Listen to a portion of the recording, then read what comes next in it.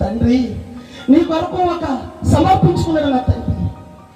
అయ్యా నాకు తగిన శక్తినిచ్చి బలమనిచ్చి నీ నిమిత్తమై నా తండ్రికి గెలుపరిచిన ఆ విధానమై నా ప్రాణానికి నీ కోరుకుంటే నేను అడిగి తీరు తండ్రి అని గోజులాడి కన్నీరు కచ్చి అంగలార్చి యోగ్యకు నేనంటాను తండ్రికి తగ్గ బిడ్డగా పెట్టుకుంది.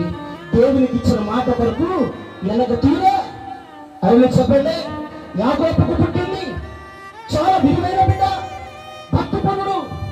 తన తాత పేరు అబ్రహాము, ముత్తాతలు ఎందరో ఉన్నారు.